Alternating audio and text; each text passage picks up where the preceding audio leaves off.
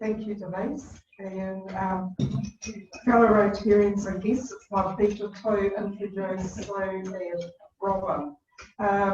Sue McCabe and Robyn Scott are both leaders of Philanthropy in New Zealand, which has made great strides in the last 10 years. So lots of interesting things to hear from them both. Sue is Chief Executive of Philanthropy New Zealand and Robyn is the Executive Director of the McKenzie Trust. You'll know that the McKenzie Trust was established by Sir John McKenzie in 1940, but 50 years later, Sir McKenzie established Philanthropy New Zealand. So with both organisations, really quite a long history of association with this club. So it's really delightful to have you both here to speak to us. So I'll begin with introducing you to Sue first. She's Chief Executive of Philanthropy in New Zealand, which was established to be the peak body representing and supporting philanthropy and grant making in Aotearoa, New Zealand. Sue has a diverse professional and volunteering background. She's been in all sectors, the not-for-profit sector, the public sector and the private sector. She's held not-for-profit chief executive roles as well as public sector communications management positions. But she's also been really active herself in the providing generosity to New Zealanders. So she is the co-founder and trustee for a not-for-profit, the Community Comms Collective, and she is the co-founder and director of a social enterprise we've called Registry. So please welcome to Sue.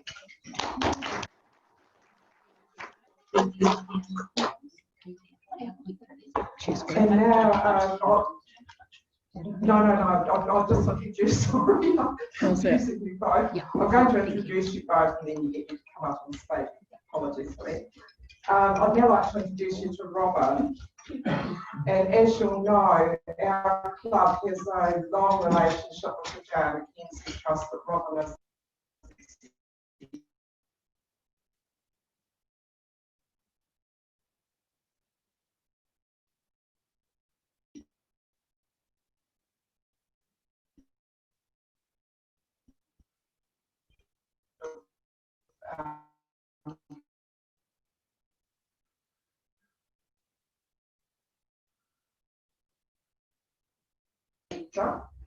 And more or less, just before she came to the McKenzie Trust, she was director for the Ministry of Youth Development.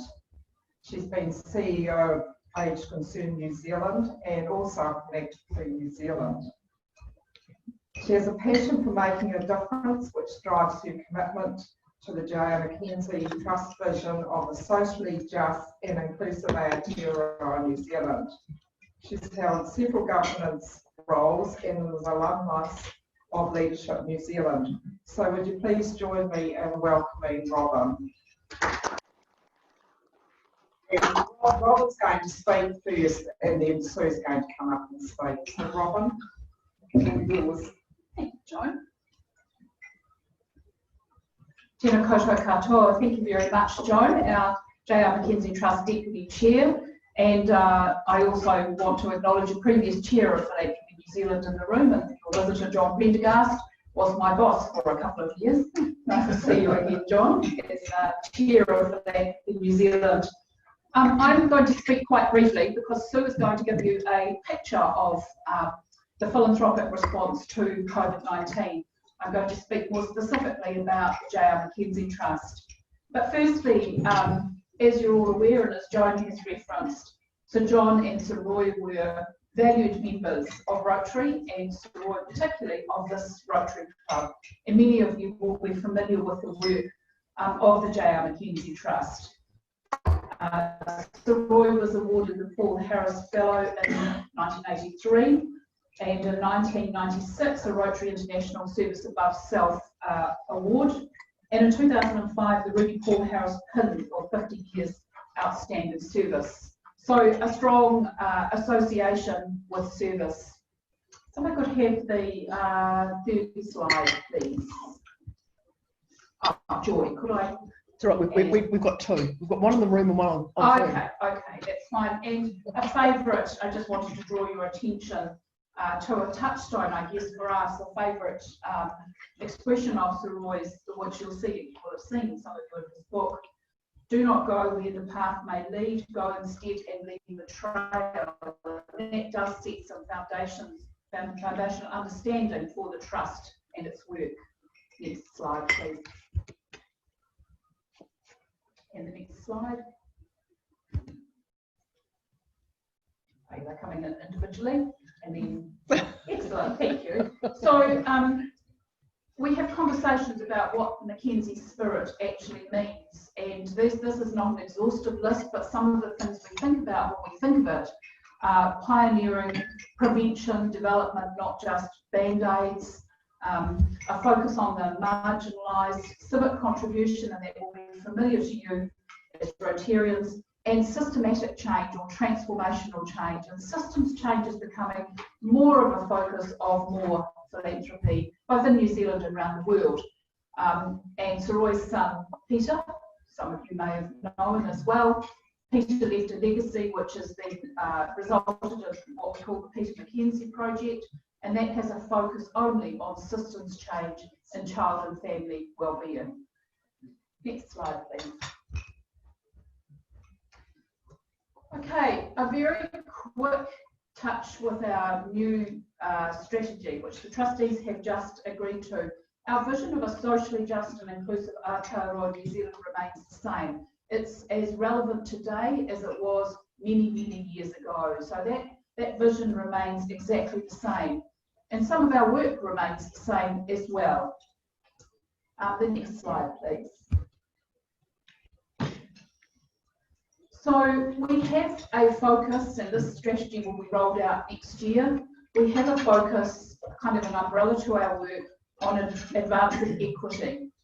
So equity is incredibly important to us and important to many other New Zealanders, and we've seen some examples of that through COVID really. Our focus over the next 10 years is on the priority populations, working with Māori, children, young people and their whānau, communities that experience exclusion, and a new home or community of interest for us is Pacific peoples.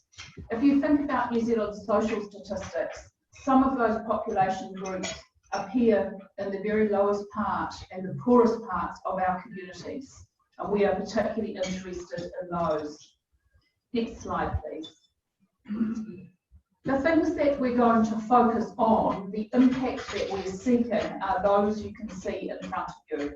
More connected communities, more inclusive decision making, increased capacity for transformational change. So we're really more interested in that systems change end. Equitable public policies, and we have long been, as was Sir Roy, a supporter of advocacy. We support advocacy quite intentionally in support of mission, and equitable access to resources. Next slide. Many of you know that we make grants, and you'll be familiar with the grants process where people apply and we consider, and the trustees make decisions on the basis of visits and recommendations. But we actually do a range of other things as well as fund. We fund, we advocate, we convene, we bring our kaipōpere, our grantees together to convene. They're incredibly successful sessions and supporting that networking and working together. We innovate and we learn. We are a learning organisation. And I'll talk about our values in a minute when I talk about the COVID-19 response. Next slide, please. So Sue will talk a little bit more about internationally what's effective practice in disaster philanthropy. But international best practice suggests that these four things are very important from philanthropics and grant makers. Reassurance, flexibility, stability, and responsiveness. So next to our response, having that as the backdrop. So if we look at the next slide, you can see our values are about, and that's us as an organisation. Trustees have worked with us to set these out: care for others, the importance of relationships, of respect, of equity, of integrity, and of courage. And those of you in the room who knew Sir Roy personally would have known his courage. He supported things that nobody else even thought were a thing back in the day. He had vision, he had courage, he had a really gut response to things that led him in a really strong direction. So informing our response to COVID-19, we used a values-led response. And so we go to the last slide from me. What were we looking to do? So immediately we provided our grantees, our kaipukri, with reassurance and stability. As you may know, the investment company that John and Sir Roy established at Rangatira provides us with a putia that we're then able to use to support the community. So we were able to give reassurance to grantees that the funding we had allocated them, and that's usually for more than 1 year, was secure. They didn't need to worry about that, and that we are there to help. We weren't there to be in the way. We weren't there to put up more obstacles. We weren't there to go, oh, we're really worried about your work now, you need to report to us a little bit more often. So we were there to really support grantees. So we're also ensuring that we're here for the long haul. We know that philanthropy has a really important role beyond the immediate disaster in the medium term and the longer term. So we want to be here for the long haul, and Rangatira will support us to be here for the long term haul. We also gave grantees some flexibility. So immediately the lockdown was announced, we worked to give kaipukri some flexibility in the way that they spend the money that had been allocated to them. You'll be well aware that a number of organisations had to pivot and change their offering at this time. Common Unity Project out in Taita has suddenly become a hub for food, for some food banks, for the Hutt City Council, for DHB, and they suddenly needed a freezer and some more space and some more da-da-da-da-da. They were not the things that were in their funding agreement with us, but they were things we knew that they needed. Therefore, we were able to allow them to pivot and use their funding as they needed to use it. And that made a lot more sense than rigidly sticking to something we'd written into an agreement. We also allowed grantees to access we have a value-added payment, which is 10% of the value of a grant, which can be used for something that adds value to a grant. It might be evaluation, or it might be attending something. We allowed grantees to access that VAP for something that they might have needed during COVID, something additional they might have needed. Not everybody had the technology, for example, to suddenly work remotely. So there were organisations that had a number of needs that have tapped into that VAP. And lastly, we guaranteed our responsiveness. So our relaxation of any reporting that we weren't suddenly going to be demanded, and as I've said, the flexible use of VAP. Just to conclude, in addition to the things we did for our existing grantees, we also made some specific grants to organisations that were needing to do things, mostly in the food space, that was driven by COVID and driven by our relationships we have with other philanthropics. We're doing a lot more collaborative funding with other philanthropics now, most especially with other family foundations, but sometimes with others that have a similar equity-based interest that we have. So we were able to make some decisions around some small grants to organisations that we might know, or one of our colleagues might know, and we knew that they desperately needed this, and in one case it was to some Pacific organisations who had needed to step up with a food response. So we've started with our own family to start with, and we will be looking at our next round this year. We're looking at how do we have a COVID-informed response, because some organisations are needing to do different things as a result of COVID. So that's how the JR McKenzie Trust has responded. And now I'm going to hand over to my colleague Sue, and she's going to give you a sense of philanthropy in New Zealand and around the world.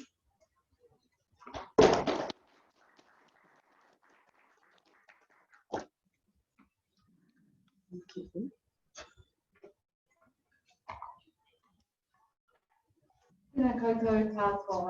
want to start off by saying thank you very much for your hospitality here today. It's just been lovely, and it was so beautiful to be here and see the philanthropy in action in terms of is great. No one's going to escape the room without giving something to charity, and such lovely charities that you were supporting. So it was lovely to be part of it. Thank you. So PNZ, as Joan said, is the peak body for philanthropy and grant making. We are a membership body, and our members are a broad church. So we've got community foundations. I say that because I see Joy here from Nico. We have family foundations, and we've got representatives here. We've got community trusts, energy trusts, iwi, corporate foundations, the works. We also have community groups that are members of us and high net worth individuals. Our purpose is to grow effective giving, and we do this through encouraging more philanthropy. That's why I liked what Ewan was doing today, and helping our members to give effectively so that the money they spend has the greatest impact in the chosen area. And also we put considerable effort into being the voice of philanthropy into decision making, for example, government. So, some of the services we put on are events, much like today, where we get people to talk on topics of interest. We run a lot of professional development and training. We kind of scan the environment for policy developments, research, best practice, news globally and in New Zealand, and provide that to our membership. Philanthropy New Zealand is an amazing organisation because of the strength of its membership. And obviously you just heard that from Robyn Scott about the work of McKenzie. So often PNZ is just a framework where our members come together and share their learnings, their reflections, their best practice. So in terms of response, which McKenzie, Robyn has just summed up quite a few of the responses that philanthropy has had. I guess sadly philanthropy and grant making is quite experienced at responding to events and disasters. Some of the high profile ones obviously are the Canterbury earthquakes, and the Canterbury funders are still funding the after effects of those earthquakes. Going on to that point, it's a marathon, it's not a sprint for philanthropy and grant making.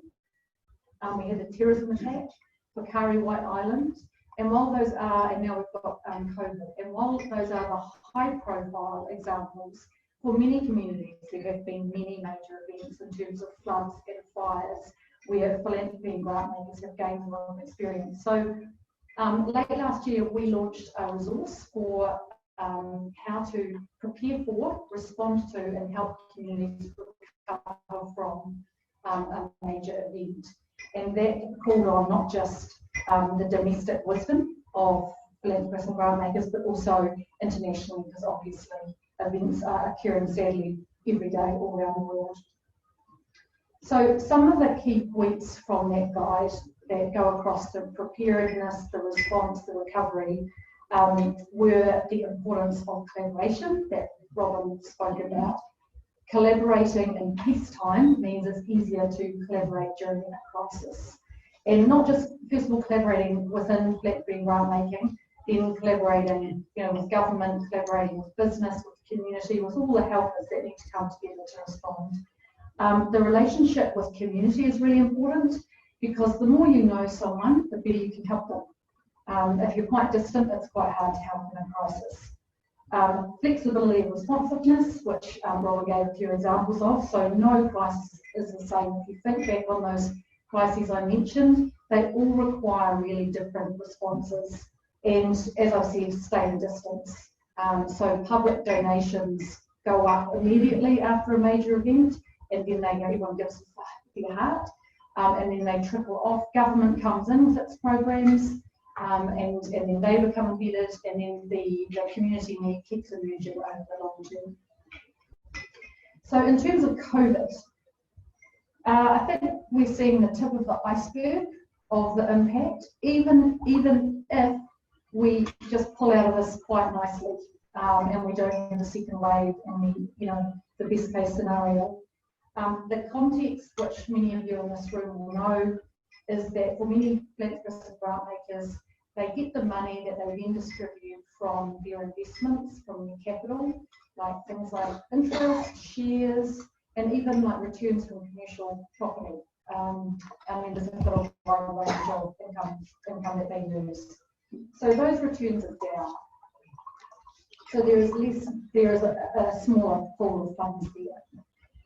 The community need is up, as Robyn gave the example of food, and the income for many charities is down, even putting aside philanthropy and grant making, because our charities have become really resourceful in terms of finding their own funding, running fundraising events, corporate sponsorship, etc., and a lot of that has kind of gone. Meanwhile, demand for many of these services is up as a result of that greater community needs. We're also seeing innovation. Again, Common Unity was an example that Robyn gave. And so that's where we want to lock in the strengths and the wins and what we've learned. Another really important factor for philanthropy and grant making is the size, the scale, the speed, and in some ways the unpredictability of the government response. So the philanthropic dollar is estimated to be 3.6 billion a year. And that is enough to do mighty things, but it does pale in comparison with government spending. A lot of interdependencies there. So I guess the response has falls into two main categories. There's the level of funding, and then there's the funding approach. So to date, philanthropists and grant makers have needed to decide, can they keep funding, and how much do they keep funding? Do they need to decrease their funding? Can they keep the funding levels the same, or can they increase their funding? And it's a very, very mixed picture. And later on this week, we're putting out a snapshot which talks about the changes to the level of philanthropic funding. And yeah, so because of the diversity of funders, some have been able to take the decreased returns but still fund at the same level because they've built up reserves. One of the learnings that some of our funders had after the global financial crisis was they need to put aside money for a rainy day so they can keep funding in the bad times. I mean, obviously, we've got a very high-profile example of a decrease in philanthropic and grant-making funds with the gaming foundations. They give 300 million a year to community groups. So a chunk of that, we don't know how much is kind of lost to the community sector. Now, of that 3.6 billion, about 55% of that actually comes from individual givers, from what you've done today in the room in terms of your charity. It's absolutely massive when it adds up. And the individual giving, so say if it's worth about 1.8 billion, it's quite interesting what's going to happen there. And some organisations, I'm sure Nico Foundation would know about this, but the Gift Trust, they've had some of their donors say, sorry, we're stopping our giving, we're reducing our giving. They've had new donors come through and say we want to start giving, and existing donors say the need is increased, we want to give more. And I'm sure people in this room may have had conversations in their households about what do they do in terms of the current situation and how does that change their giving and their charity. So in terms of the approach, some of our funders get thousands of applications many times a year. So it's a very agile environment. Other funders may distribute a small amount once a year. But the ones that are distributing constantly and can be quick and agile have, along the lines that Robyn has talked about, they've said to their community groups, look, you can use the money for whatever you need to use it for. You don't need to spend it by the time we said you need it to, and we can relax on those reporting deadlines. There's also been a lot of simplification of the application processes, like you need the money, fill out this much more simple form, we don't need as much information from you, and we'll turn around the decision really quick because you need the money really, really quickly. In terms of the approach, hopefully with a different angle on it, collaboration has been a real feature. There's always been collaboration that has increased, and that looks to be one of the positive and lasting outcomes from COVID. So I need to raise it. I've only got 4 points. So up in the Waikato, that's been a stunning example of collaboration where about 9 funders, the week before lockdown, saw it coming, got together, said, We're going to have one shop front, so community groups have one place to apply to for funds rather than thinking, where do I go? These funders shared their collective intelligence about where the need would be in their community, and they went out and they proactively said to community groups, what's your need? So it's fabulous. It's like an example of the funders really caring about the needs of the community group and not putting the burden on them. Now, a feature of that was that those funders had great relationships when they went into this, which made it very, very easy for them to put together this great response. I won't mention other collaborations, but there's some other fabulous groupings that have got together. Finally, the other thing that is important for me to say the sector is doing is taking stock and looking ahead. Where are the gaps? Where are the opportunities? What's government doing? Where are the emerging community needs? And not necessarily just now, but in 6 months or a year's time. So taking quite a strategic and thoughtful approach. So while we may be the tip of the iceberg in terms of need, we're also the tip of the iceberg in terms of the philanthropic response as well. So I will end there. I did talk quite fast because I suspected we might be running out of time. But thank you very much. I'm happy to take questions and also happy to circulate that funders report if anyone is interested later this week. Thank you.